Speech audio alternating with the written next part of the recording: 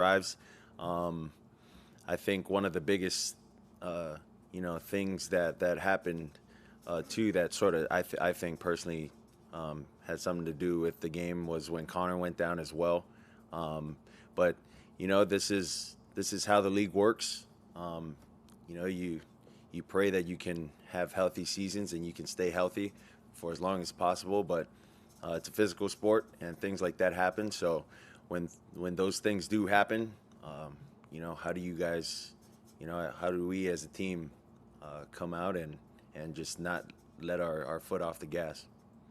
Obviously, physically, a short week like this is tough, but emotionally, are there some advantages to it that there's no choice. You're getting out on that game field again a lot sooner. There's not enough time to really wallow about any of this stuff. Yeah. Well, I think for a lot of the guys that came in on Tuesday, we had our corrections. We understood, that we had the game right there in our hands, and it was really a full team effort, um, as to why we didn't come out with the win. So it's something we talked about. We had a great team meeting about that as well. We'll be better for it, and uh, you know we'll learn from that, and we'll move forward to the Jets this week.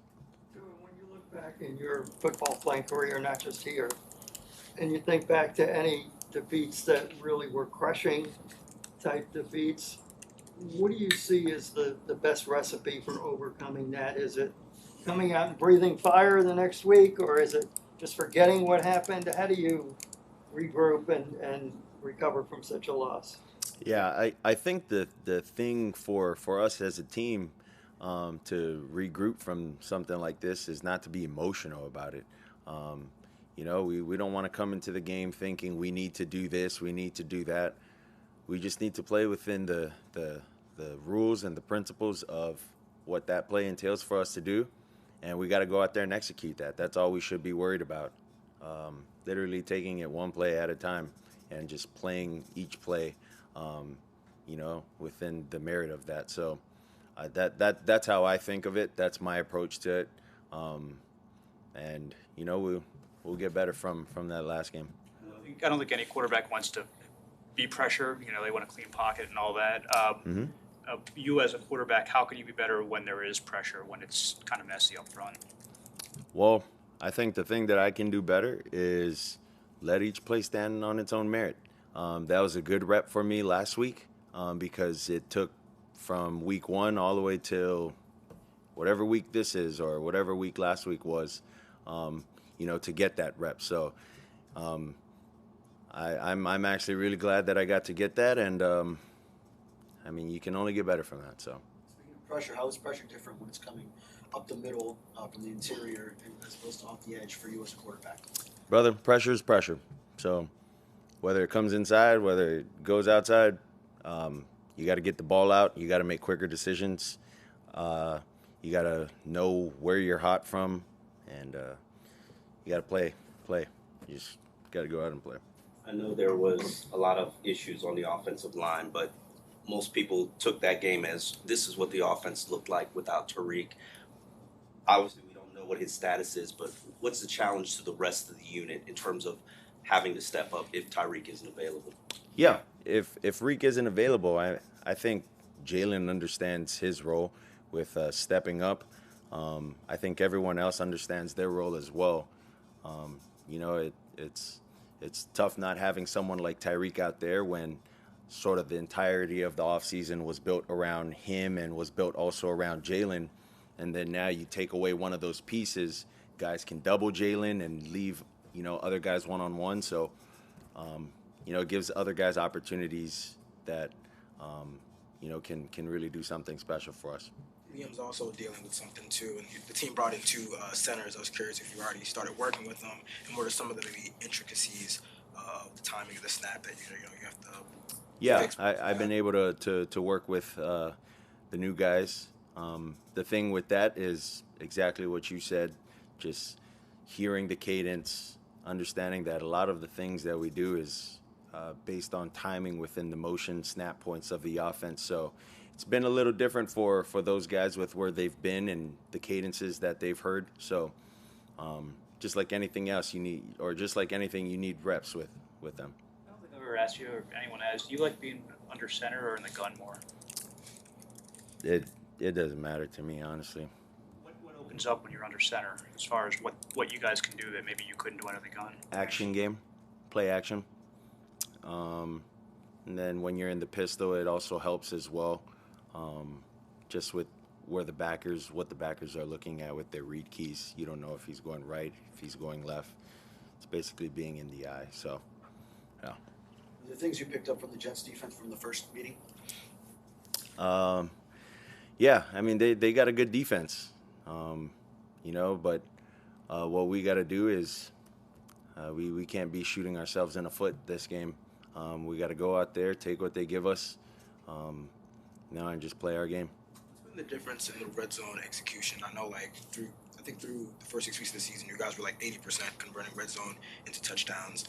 Now it's dropped a little bit, especially the goal-to-goal efficiency. What has been the difference between maybe the first half of the season and now struggling or not being as efficient? Yeah, I think that's something that I have to take, because as we were down in the red area, there were some calls that I made that didn't help us. There were some decisions that I made as well that didn't help us, and we had opportunities down there. And in games like that here in December, you got to execute those. And I think we only had 2 field goals down there.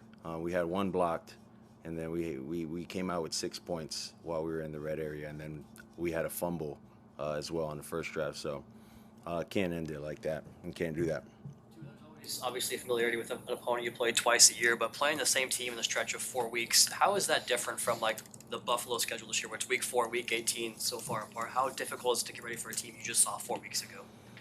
I wouldn't say it's difficult. You kind of still have in mind what they played. You still have your notes on what they did. That's fresh in your mind when you played them, however long ago, 2-3 weeks ago. But I think the tough thing about it is they kind of got a gist of things that we run. We also got a gist of what they sort of like to run, and sort of like cat and mouse. Whoever calls the wrong play, just if things aren't there, just try to extend plays down there in the red area. Tyreek always says you should be the team's MVP. I don't think we've ever asked your opinion. Who do you think is the Dolphins' MVP? I would say Tyreek, but I could care less for myself to be any of that right now. And I know a lot of the guys could care less. I mean, I'm sure they'd be happy if one of our guys had it, but we just want to win games, and we want to win Super Bowl here. I wanted to ask another question about the red zone stuff. The team is often, especially in the deep red zone, you guys have thrown fade balls, and I don't think you've converted a successful fade ball since I guess week 1 on the game winner. Mm-hmm. Is that more so the decision to throw a fade ball, which is kind of a low percentage pass, I guess? Is that more so about the defense crowding the middle of the field, or the matchup, or what? It's more about the matchup. It's more so the matchup with who we like out there and the speed that we have off the line. But, yeah. Last question. Did you have you slipped a couple times. Did you have a cleat issue, or? No, that's just on me. Stinks, but that's just on me. Thanks, guys. Thanks, guys.